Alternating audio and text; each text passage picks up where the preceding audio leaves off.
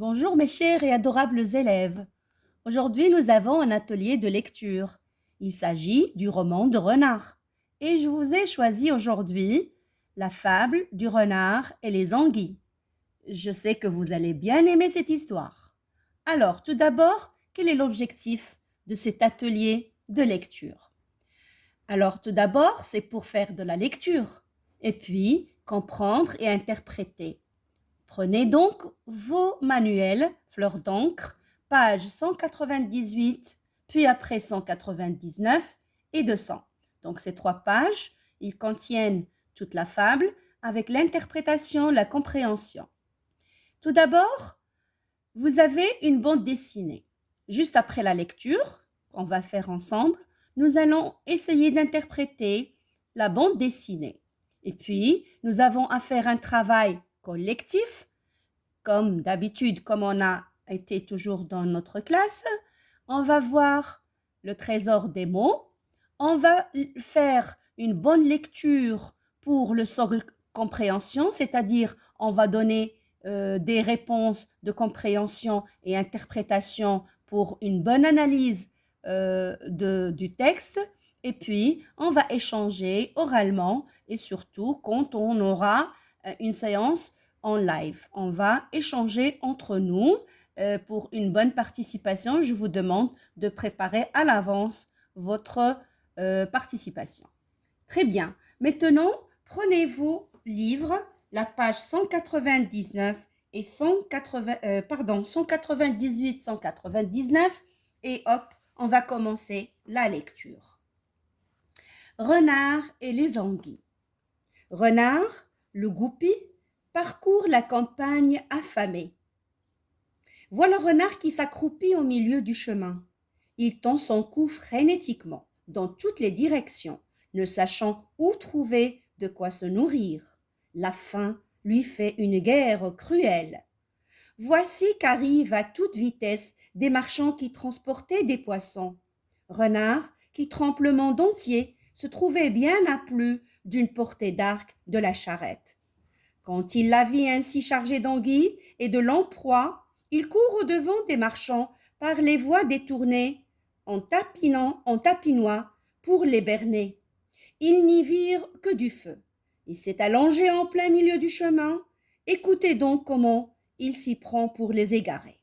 Il s'est couché à plat et fait le mort. Renard, celui qui sait abuser son monde. Les paupières baissées, il découvre ses dents et retient son haleine. A-t-on jamais entendu parler de semblable perfidie?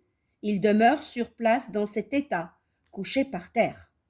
Les marchands arrivent sans prendre garde à la chose. Le premier qui le découvre l'examine et appelle son compagnon. Regarde là, un renard ou un chien. L'autre l'aperçoit et s'écrie. C'est un renard. Va le prendre, va. Le marchand se précipite aussi vite qu'il peut, suivi de son compagnon. Les voici arrivés près de Renard. Ils trouvent le goupil sur le dos. Ils le tournent dans tous les sens. Lui pincent le dos, puis la gorge. Ils n'ont pas peur de se faire mordre. L'un a déclaré il vaut 4 sous, et l'autre a renchéri Dieu me sauve, non, il vaut bien 5 sous, et c'est bon marché. Nous ne sommes pas trop chargés, jetons-le dans notre charrette. Vois comme sa gorge est blanche et nette. Cela dit, sans perdre de temps, ils l'ont lancé dans la charrette et se sont remis en route.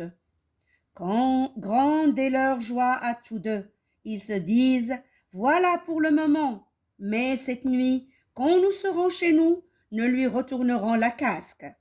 Ils se satisfont pour le moment de cette fanfaronnade, mais Renard se contente d'en sourire, car il y a un fossé entre la parole et les actes. Il était couché sur les paniers, le nez dessus, d'un coup de dent.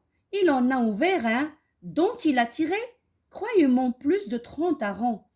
Le panier se trouva presque vide, car il avait mangé de bon appétit en se passant de sel comme de sauge. Il s'en est pris à un second panier.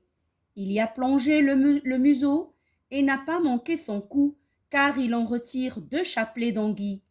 Renard qui a plus d'un tour dans son sac passe sa tête et son encolure au travers et pose les deux bouts de la corde sur son dos, bien serrés, l'un contre l'autre, de manière à en être bien recouvert. Désormais, plus besoin de continuer sa besogne. Il s'est élancé du haut de la charrette jusqu'en plein milieu du chemin, en portant sa proie enroulée autour du cou. Une fois qu'il a sauté, il dit au marchand: Que Dieu ait votre âme, ces quelques anguilles sont pour moi, gardez tout le reste. Et quand les marchands l'entendent, leur étonnement ne connaît pas de borne. Eh bien voilà, c'était le roman de Renard, une traduction qui a été faite par Strubel, édition Gallimard, 1998. Et donc nous allons tous ensemble reprendre la bande dessinée que vous avez sur votre manuel. Alors voilà, sur la page 198, vous avez la première grande case qui illustre les lignes 10 jusqu'à 16.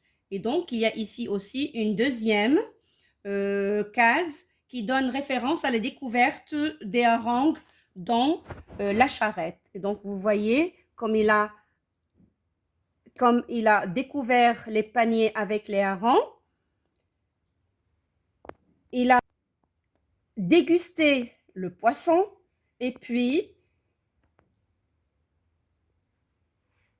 il a pris tout à fait, là ce sont des anguilles, il a pris deux anguilles, mais on devine bien sûr à partir de cette image avec les squelettes de poissons par terre qu'il a bien fait, qu'il a bien eu les marchands et il a tout à fait pris un grand festin en mangeant et en dévorant tous les poissons.